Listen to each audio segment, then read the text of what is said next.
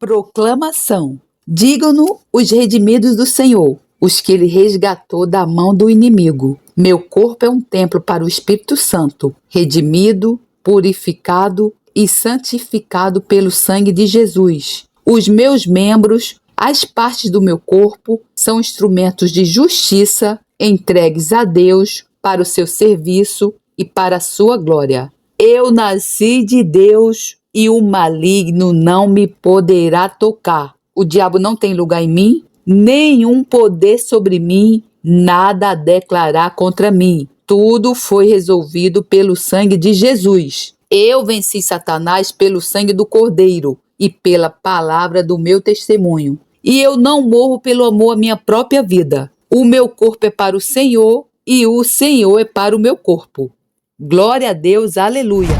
Carta de ensino, o objetivo da vida cristã 1, para que eu possa conhecê-lo, de Derek Prince. Filipenses 3, 7 a 14. É o tema que irei abordar nesta carta e na próxima carta. Mas o que para mim era ganho, reputei-o perda por Cristo. E na verdade, tenho também por perda todas as coisas, pela excelência do conhecimento de Cristo Jesus, meu Senhor, pelo qual sofri a perda de todas estas coisas, e as considero como escória, para que possa ganhar a Cristo e seja achado nele, não tendo a minha justiça que vem da lei, mas a que vem pela fé em Cristo, a saber, a justiça que vem de Deus pela fé, para conhecê-lo, e a virtude da sua ressurreição, e a comunicação de suas aflições, sendo feito conforme a sua morte, para ver se de alguma maneira posso chegar à ressurreição dentre os mortos. Não que já a tenha alcançado, ou que seja perfeito, mas prossigo para alcançar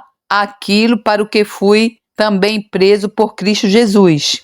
Irmãos, quanto a mim, não julgo que eu haja alcançado, mas uma coisa faço, e é que, esquecendo-me das coisas que atrás ficam e avançando para as que estão diante de mim, prossigo para o alvo, pelo prêmio da soberana vocação de Deus em Cristo Jesus. A motivação. A motivação de Paulo. Pode dizer-se que foi essa motivação de Paulo na sua vida e no seu ministério. E então ele identifica-nos a todos com ele, pois no próximo versículo 15, ele diz: por isso todos quantos já somos perfeitos, sintamos isto mesmo. E se sentis alguma coisa de outra maneira, também Deus vô-lo revelará. Então, o que é a marca da maturidade? É ter este mesmo sentimento, a mesma atitude e propósito que Paulo tinha. Assim pode começar a ver por si mesmo. Quão maduro é?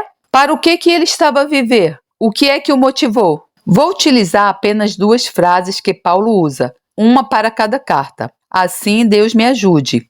Paulo diz: para que eu possa conhecê-lo. Quem é ele? Jesus. E a outra frase: se de alguma maneira posso chegar à ressurreição dentre os mortos. Portanto, essa foi a motivação de Paulo. Foi isso que o impeliu a prosseguir perante a oposição, o sofrimento e o desânimo, e todo tipo de barreiras que o inimigo pudesse levantar contra ele. Ele seguiu em frente com essa motivação, para que eu possa conhecê-lo. Se de alguma maneira. Essa é uma frase notável, não é? Se de alguma maneira posso chegar à ressurreição dentre os mortos, vou lidar com isso. Deus me ajude. Na outra carta, chegar à ressurreição dentre os mortos. Mas agora quero falar sobre a frase para que eu possa conhecê-lo. Paulo tinha sido um cristão ativo, comprometido há provavelmente 20 anos, quando escreveu essas palavras. Mas ele não disse, porque eu fui salvo, batizado no Espírito, chamado para o ministério. Por isso eu conheço. Ele disse, o meu objetivo é conhecê-lo. O fato de ter sido salvo e batizado no Espírito, e talvez de se tornado membro de uma igreja, não significa necessariamente que eu conheça. O fato de ter sido salvo e batizado no Espírito, e talvez de ter se tornado membro de uma igreja, não significa necessariamente que eu conheça. Muitos crentes foram salvos por um estranho. Jesus salvou-os, mas eles não o conhecem. Podem usar um pequeno quadro. Está no meio de um rio a afogar-se e está aí para o fundo pela 3ª vez. vê alguém na margem. Não ora uma pequena e bonita oração formal. Se for a sua vontade, querido, quem quer que seja que está na margem, por favor, venha ajudar-me. O que faz? Grita. Socorro! Está certo? Tão alto quanto pode. E não se importa de ser digno ou indigno. E assim esse estranho salta para a água, puxa-o para fora, dá-lhe tudo o que precisa, os primeiros socorros, traz-lhe de volta alguma aparência de vida e em seguida diz: deixe-me pô-lo no meu carro e vou levá-lo para minha casa. Claro que ambos estão a pingar. Entram no carro dele e estragam os estofos. Ele tira um cobertor de um lado qualquer e envolve-o nele. Leva-o para a casa dele. Acolhe-o. Dá-lhe um banho. Veste-o com algumas roupas lavadas e depois diz: ora, este é o meu endereço. Aqui está o meu número de telefone. Sabe o caminho de volta para cá e visite-me. E leva-o de volta à sua casa. Então foi salvo, mas não conhece a pessoa que o salvou. Teve apenas um dramático contato inicial. Imensos cristãos nunca se preocuparam em pegar no telefone, nunca se dão ao trabalho de visitar. Eles apenas dizem: estou salvo. Não o conhecem. É preciso muito mais do que ser salvo para conhecê-lo. É preciso muito mais do que ser salvo para conhecê-lo. Paulo era um dos principais apóstolos da sua época. Ele plantou muitas igrejas, viu muitos milagres e mesmo assim dizia: o meu objetivo é poder conhecê-lo. Ele não disse: eu sei tudo o que preciso saber sobre ele. Ele disse: eu preciso realmente de conhecê-lo. Qual é a sua motivação? Então, quero desafiá-lo nesta carta. Qual é a sua motivação? Para o que é que está a viver? Simplesmente vai à igreja 2 ou 3 vezes por semana e continua com um tipo de vida bastante normal e não faz mal a ninguém e passa muito tempo em frente da televisão? É disso que Paulo está a falar? É uma categoria totalmente diferente. Uma coisa que tenho observado sobre a igreja cristã na história, e eu não sou de forma alguma historiador da igreja, basicamente o que as pessoas fazem é pegar no seu próprio estilo de vida e pôr-lhe alguns rótulos cristãos. Mas o que estão a rotular não corresponde ao que diz o rótulo. Acomodamo-nos a um estilo de vida que escolhemos e dizemos que somos cristãos. Se os apóstolos entrassem em algumas das nossas igrejas, eles não teriam a menor ideia de que tipo de pessoas nós éramos. Eles não saberiam o que estamos a fazer. É completamente diferente. Eu acredito em fazer apelos. Não estou a questionar isso. Mas é um fato interessante, tanto quanto sabemos, os apóstolos nunca terem feito apelos. Eles não dizem: se quer ser salvo, venha para a frente. O que faziam eles? Eles pregavam a palavra de Deus no poder do Espírito Santo e deixavam o Espírito Santo fazer o trabalho.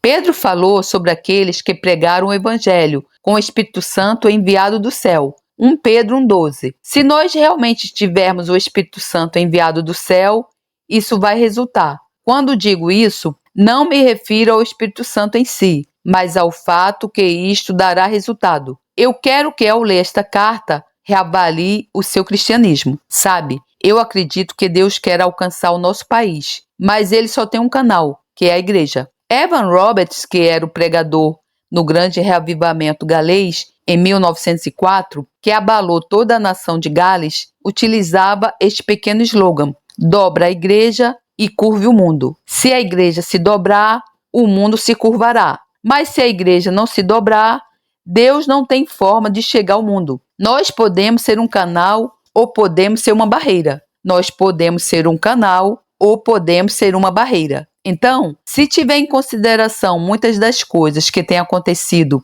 e que foram destaque nos meios de comunicação social nos últimos anos neste país, Estados Unidos, penso que, se formos honestos, teremos de reconhecer que temos sido mais uma barreira do que um canal. Pode apontar o dedo a outras pessoas, mas não foi para fazer isso que Deus o chamou.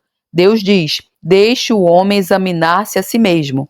Então, eu sugiro um pouco de tempo para autoexame, porque acredito realmente que Atlanta, ou a cidade localizada onde vivemos, depende da igreja. O destino de toda essa área metropolitana em última análise, depende de como a igreja em Atlanta ou a cidade, localidade onde vivemos se comporta. Pode ser um canal ou pode ser uma barreira, mas a responsabilidade de ser uma barreira é temível. Que Deus nos ajude. O Novo Testamento está ligado a conhecer Deus. Grande parte do Novo Testamento está ligada a conhecer a Deus. Não sei se aprendeu francês, mas na Grã-Bretanha, na minha juventude, entre as duas guerras mundiais, o francês era a segunda língua exigida. Toda criança inglesa tinha de aprender francês. Uma das coisas que eles incutiram em nós, a partir das nossas origens inglesas, foi que existem duas palavras francesas para toquinol, saber conhecer. Uma delas é savoir e a outra é connaître. A diferença é que savoir é saber um fato, connaître é conhecer uma pessoa. E como vê, o que estamos a falar não é savoir, não é saber uma doutrina, não é saber uma série de fatos históricos, mas é conhecer uma pessoa. Jesus disse em João 17,3: "E a vida eterna é esta, que te conheçam a ti só, por único Deus verdadeiro, e a Jesus Cristo, a quem enviaste." Então a vida eterna consiste em conhecermos Deus e Jesus. A vida eterna consiste em conhecermos Deus e Jesus. Em João 14,6 ele disse: "Eu sou o caminho e a verdade e a vida." Isto é muito interessante, porque a verdade na Bíblia não é uma afirmação abstrata, é uma pessoa. A vida não é uma simples manifestação, é uma pessoa. João disse na sua primeira epístola: "A vida manifestou-se e nós o vimos." Ele não disse isto: "Vimos a vida" é uma pessoa, a verdade é uma pessoa, a paz é uma pessoa, a vida é uma pessoa, a verdade é uma pessoa, a paz é uma pessoa. Efésios 2,4 diz: "Ele é a nossa paz." Se envolver apenas com fatos conhecidos, teorias e doutrinas, não está a receber o que Deus pretendia que tivesse. Deus quer revelar-se a nós, não apenas uma religião, não apenas uma fórmula, mas uma pessoa. E isso é o que Paulo disse, para que eu possa conhecê-lo. Deus quer revelar-se a nós. Outro fato importante sobre a vida espiritual é que ela é um caminho, não é uma condição estática, não é uma posição. A vida espiritual é um caminho, não é uma condição estática, não é uma posição. Provérbios 4,18 diz: "Mas a vereda dos justos é como a luz da aurora, que vai brilhando mais e mais, até ser dia perfeito ou completo." Assim, a justiça não é uma posição. Não escolhe um lugar, senta-se e diz: "Aqui eu estou, eu tenho a justiça." A justiça é um caminho ao longo do qual se move progressivamente, o tempo todo. O livro de Provérbios diz que a luz cresce dia após dia, cada vez mais brilhante neste caminho. Então, deixe-me que lhe diga, se está a andar pela luz de ontem, está em perigo de tornar-se um apóstata. Se está a andar pela luz de ontem, está em perigo de tornar-se um apóstata. Muitos cristãos estão a viver com a luz que tinham anos atrás e nunca tiveram qualquer luz maior. Eles não estão a mover-se, eles estão imóveis. Nem sequer sabem disso, mas Deus os ultrapassou há bastante tempo. Eu costumava receber uma revista que foi lançada na África do Sul. Uma das edições teve esta declaração na capa da frente: "A maior tragédia da vida é perder a presença de Deus e nem saber que a perdeu." Nunca me esqueci disso. Pensei que trágico é. Pessoas que conheciam a presença de Deus, caminharam nela, viveram nela e de alguma forma perderam o contato, e a coisa mais trágica é que elas nem sequer sabem que já perderam. Eu concordo. Acho que é a maior tragédia da vida. E é uma tragédia que tem atingido multidões de cristãos. Provavelmente sabe que Ruth e eu agora moramos em Jerusalém. Israel é o nosso lar. Estávamos lá há quase 1 ano e meio antes de voltarmos para os Estados Unidos. Mergulhei profundamente na situação de Israel, nas minhas orações e no meu pensamento, e até certo ponto da situação na Europa, especialmente da Grã-Bretanha. E quando soube que voltaríamos para os Estados Unidos, disse: "Senhor, acho que realmente não tenho nada a dizer aos cristãos americanos. Simplesmente não estou em contato não tenho ligação com eles. Mas eu disse: se quiser que eu fale, por favor, dê-me as palavras. E creio que o Senhor me deu isto, para que eu possa conhecê-lo. Quero repetir essas palavras uma e outra vez, até que elas fiquem impressas na sua consciência, para que eu possa conhecê-lo. E lembre-se que provavelmente não tem os mesmos antecedentes que Paulo tinha. Quero dizer, ele estava muito mais à frente no caminho do que muitos de nós. Ele não achava que ele tivesse chegado. Na verdade, ele disse: não que eu tenha alcançado ou que seja já perfeito, mas prossigo, para ver se de alguma maneira... Bem, eu não vou falar nisso, porque este assunto é para outra carta. Eu espero que a leia também, porque acho mesmo importante que não tenhamos por garantido que vamos alcançar a ressurreição de entre os mortos. Paulo não tinha. Ele disse: se de alguma maneira, se é que de alguma forma possa dar resultado. Sabe? A complacência é um dos maiores problemas dos cristãos contemporâneos. Deus está a preparar os corações do povo judeu para se voltarem para Ele. E isso é emocionante. Quero dizer, ver o Espírito Santo atuar e reconhecer isto. O povo judeu não sabe o que lhe está a acontecer.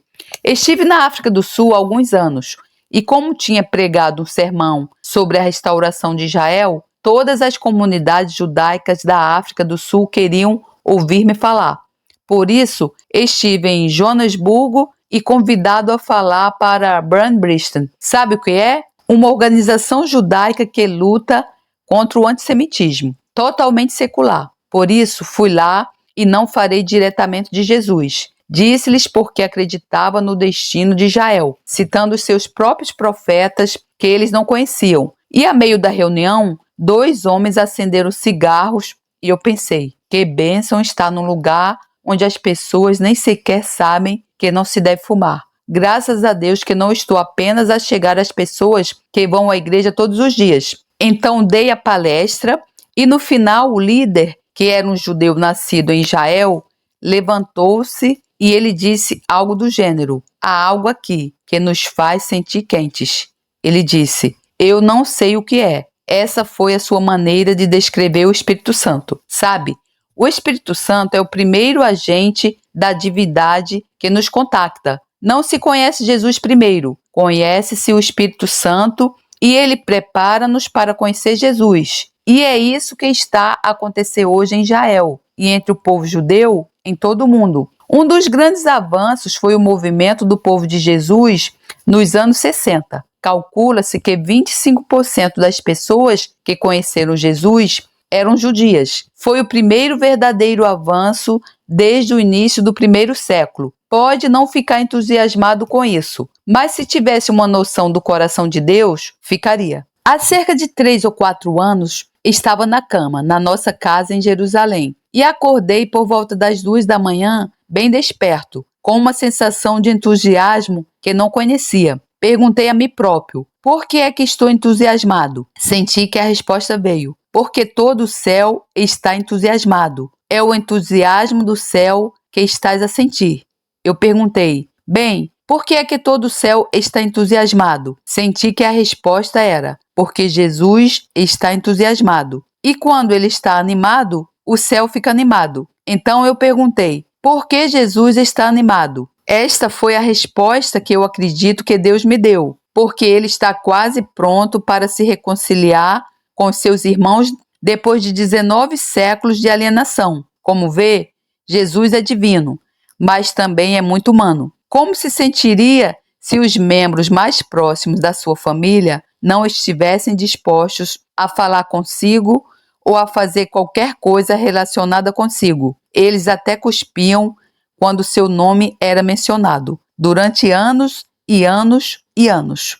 E então começou a sentir que eles estavam a mudar, que queriam realmente algum tipo de relacionamento. Ficamos entusiasmados. É por isso que Jesus está entusiasmado. Ainda não está completo, mas já começou. Conhecer a Deus. Como conhecer? Comunhão contínua. Voltando ao versículo, para que eu possa conhecê-lo, como é que eu conhece? Como pode ficar a conhecer Jesus? Muitos, talvez o leitor também, foram salvos por um estranho. Ele pescou para fora do rio, secou, salvou a sua vida e nunca realmente se preocupou em construir qualquer comunhão contínua com ele. Acabou de entrar numa religião formal, onde vai à igreja, canta algumas canções. O próprio Jesus é ainda um estranho. Como pode mudar isso? Como pode realmente vir a conhecê-lo? Lembra-se, nós não estamos a falar de saber uma doutrina ou um conjunto de fatos. Estamos a falar de conhecer uma pessoa,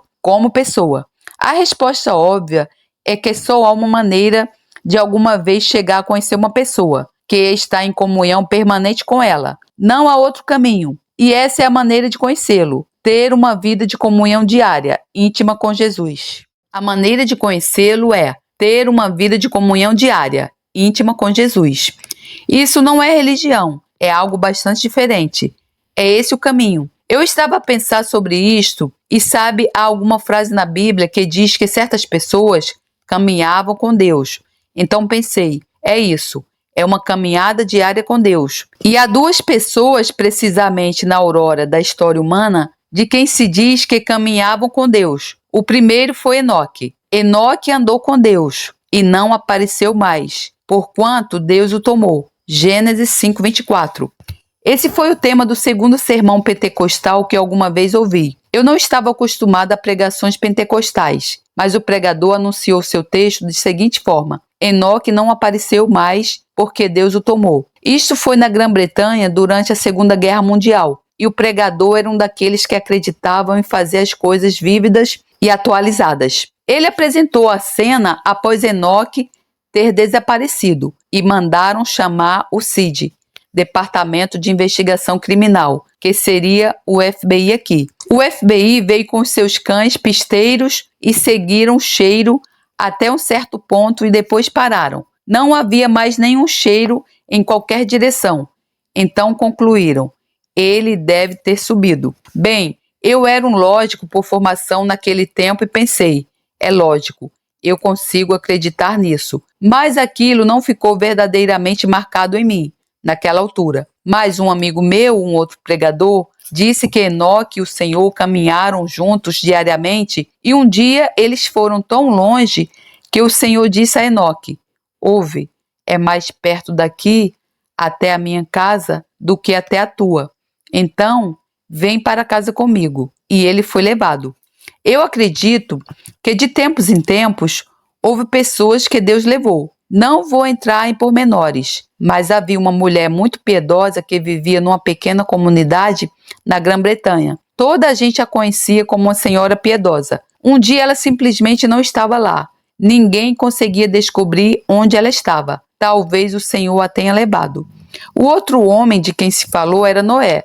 Noé foi justo na sua geração e diz-se que Noé caminhava com Deus. É bastante interessante, porque se olhar da perspectiva da enchente que viria, havia dois homens que não foram destruídos pela enchente. Enoque, porque ele foi levado, e Noé, porque ele entrou na arca. Eu acho que de certa forma eles são um padrão. Se quiser escapar ao dilúvio, é melhor caminhar com Deus.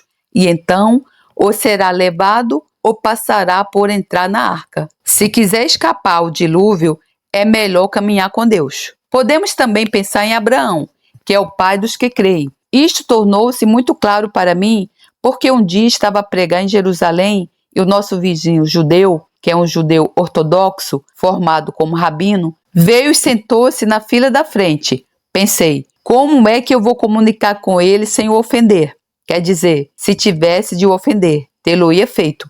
Mas de alguma forma cheguei ao tema de Abraão e disse-lhe: Abraão não era como os judeus ortodoxos, que se sentam todos os dias numa yeshiva, centro de estudos judaicos, ano após ano, memorizando textos religiosos. Ele não era uma pessoa religiosa, ele era um próspero criador de gado, mas ele caminhava com Deus. Ele tinha um relacionamento contínuo, diário com Deus. E ele é o pai de todos os que creem. Não acredito que Deus esteja a desafiar-nos para nos tornarmos religiosos. Deus está a pedir-nos para caminharmos com Ele e para o conhecermos. Tenho a impressão de que Deus está ansioso por uma comunhão conosco.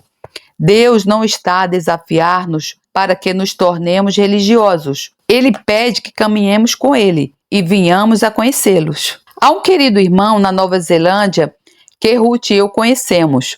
Ele é um cristão comprometido, tal como a sua esposa. O seu filho mais velho nasceu com síndrome de Down, o que eles costumavam chamar um mongoloide. Ele é um belo cristão, mas é diferente. Ele ainda é um mongoloide e faz algumas coisas muito incomuns, muitas vezes motivadas pelo Espírito Santo.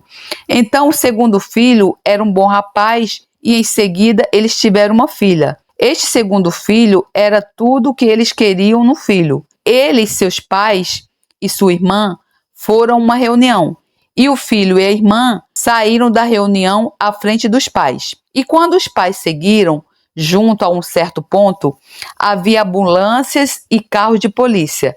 E eles perceberam que tinha havido um acidente grave. O Senhor falou à mãe e disse: "É a tua família."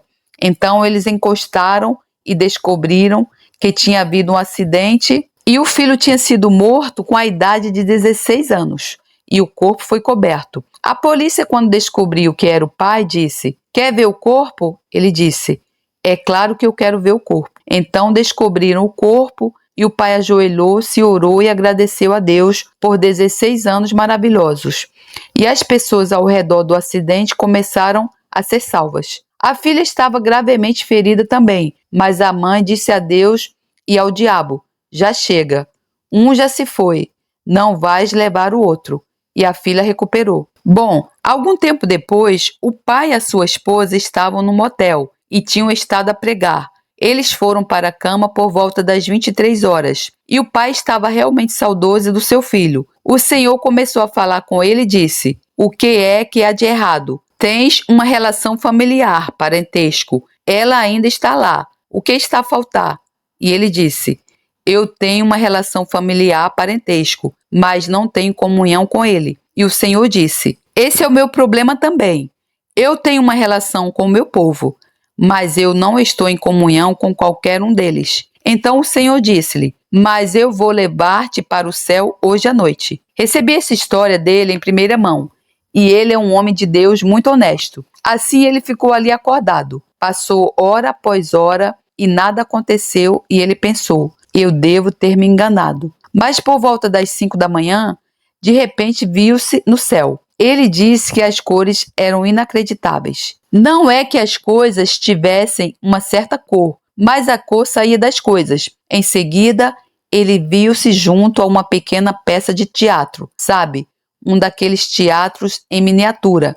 Assim ele parou e abaixou-se. Entrou e lá dentro todos tinham um tamanho normal e todos lá tinham cerca de 25 anos de idade. Todos estavam no seu auge. E pouco depois, algures no outro lado, ele viu seu filho. O filho era um menino muito brincalhão e, como que disse ao seu pai: "Veja se me consegue apanhar." Ele partiu e o pai correu atrás dele e disse que correu por um longo caminho, o mais rápido que pôde, e nunca se cansou e nunca começou a suar.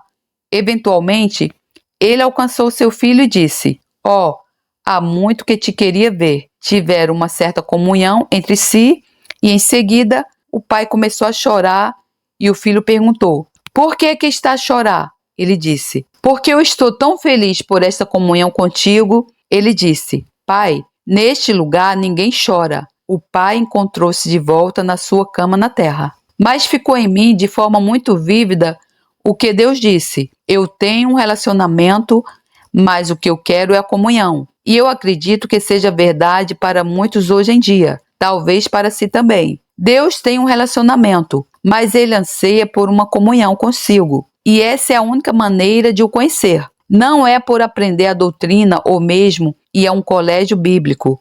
É por caminhar com ele diariamente. A única forma de vir a conhecê-lo não é por aprender a doutrina ou mesmo ir a um colégio bíblico. É por caminhar com ele diariamente. 3 marcas de conhecer a Deus. Deixa-me dar-lhe 3 marcas do conhecer a Deus. À medida que eu as dou, quero que verifique e pergunte: tenho essas marcas? Encontram-se todas na primeira epístola de João, na qual conhecer a Deus é um dos temas principais. 1 João 2, 3 a 4. E nisto sabemos que o conhecemos, se guardarmos os seus mandamentos. Aquele que diz: eu conheço e não guardo os seus mandamentos, é mentiroso, e nele não está a verdade. Portanto, é possível dizer, eu conheço, mas ser mentira. Qual é a prova de que o conhece?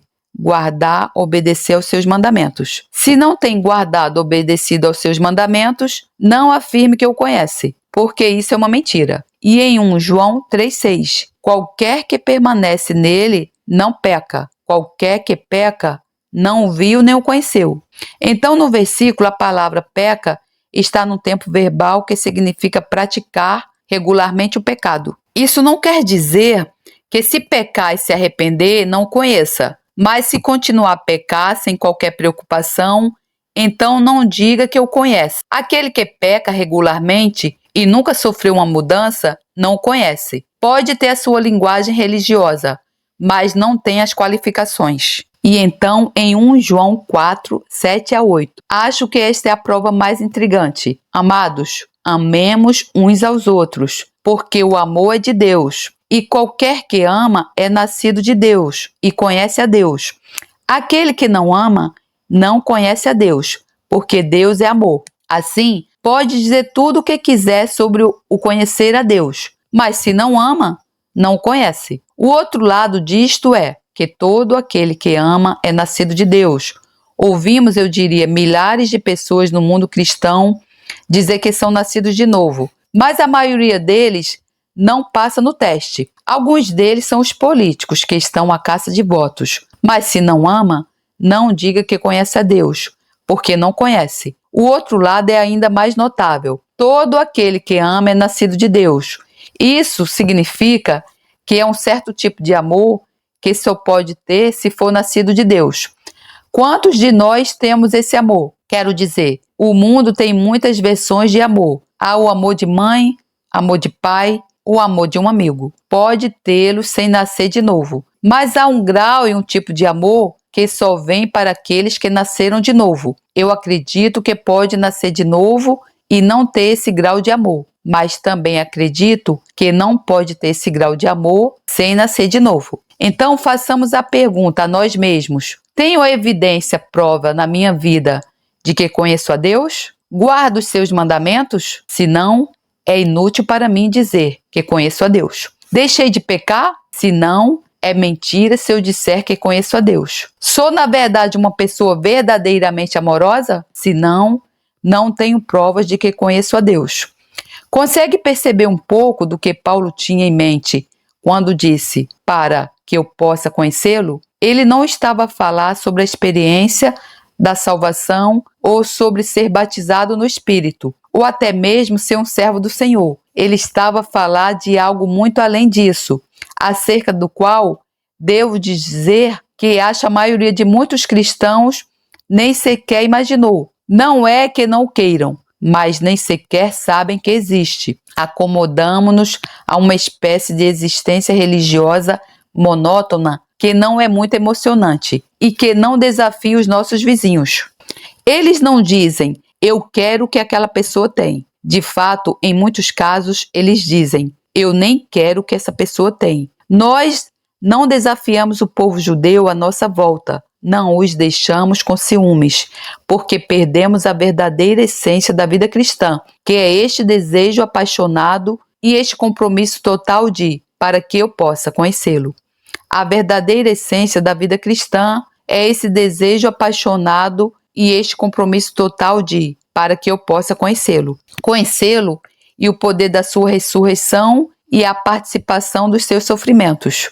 Deixe-me que dê mais um passo em frente para depois terminar. Paulo diz, para conhecê-lo e o poder da sua ressurreição. Filipenses 3,10. Pode dizer amém a isto, mas acerca do que se segue, a participação dos seus sofrimentos. Filipenses 3,10. Li esse versículo durante muitos anos e dizia, Senhor, eu tenho de te dizer, honestamente, que há coisas naquele versículo que não posso dizer que eu queira. Eu adoraria ter o poder da tua ressurreição, mas a participação em teus sofrimentos já vejo de forma diferente. Se eu tiver de sofrer, tentarei fazer o melhor possível. Mas Paulo disse, Eu quero conhecer a participação dos seus sofrimentos. Como é que se explica isso? Eu vou dar-lhe a minha visão que tenho atualmente sobre isso, no que diz respeito a este assunto. Sabe, Jesus sofre com a sua igreja. Houve sofrimento que só ele tinha de passar. A expiação. Ninguém mais pode tomar aquele lugar. Ninguém mais pode experimentar aquele sofrimento.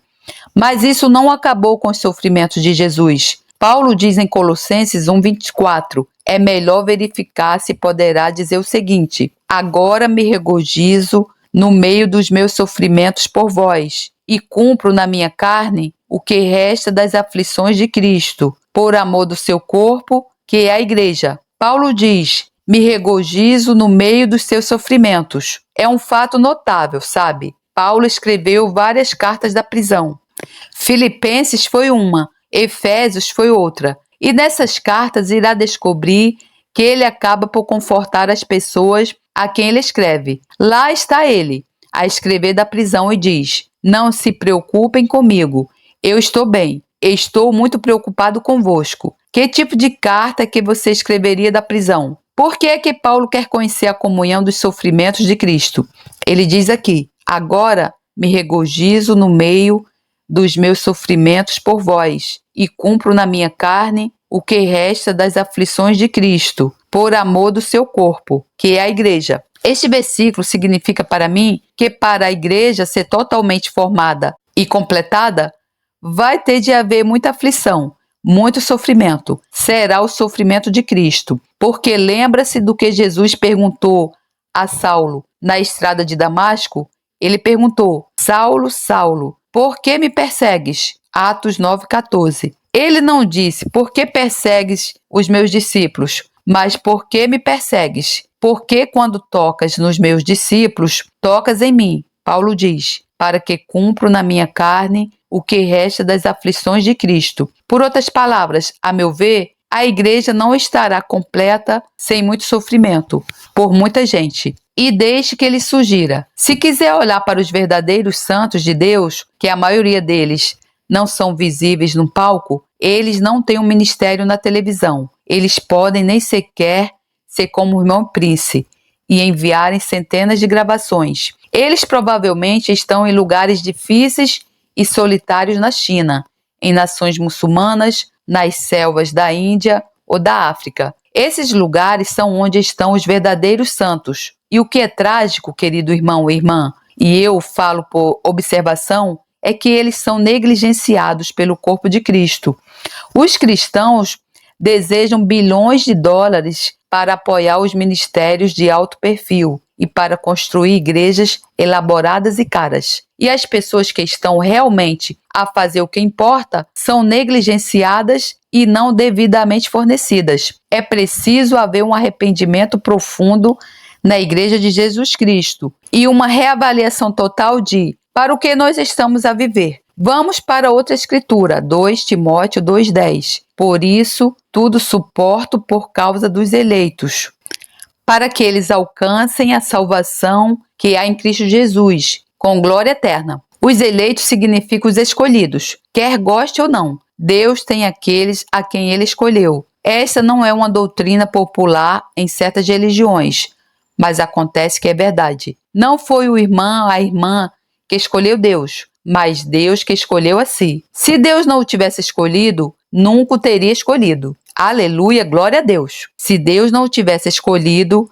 nunca o teria escolhido. Paulo teve uma visão para aqueles a quem Deus tinha escolhido e que ainda não eram seus. Ele disse, é por isso que estou disposto a sofrer. Penso que posso compartilhar o seguinte. Apenas há cerca de 3 anos, Ruth e eu aproveitamos um tempo sabático de 6 meses e fomos para o Havaí. A última noite que passamos no território continental dos Estados Unidos, em Dallas, cremos que Deus nos falou e ele disse, eu quero que vocês orem pelos meus eleitos nos Estados Unidos, para que eles não sejam arrastados na sarjeta com todos os restantes. Na verdade, não aceitava isso, porque pensava, eles têm tudo. São eles que têm as oportunidades. São eles que têm as Bíblias. São eles que têm os ministérios. Por que deveria eu orar por eles? Quero dizer, tenho viajado bastante e visto o suficiente de diferentes países para saber onde existem tais necessidades desesperadas, mas isto tem se tornado cada vez mais real para mim. Estou aqui, tanto quanto percebo, nos Estados Unidos, para ministrar aos eleitos de Deus, para falar àqueles a quem Deus escolheu. Alguns deles ainda não o encontraram,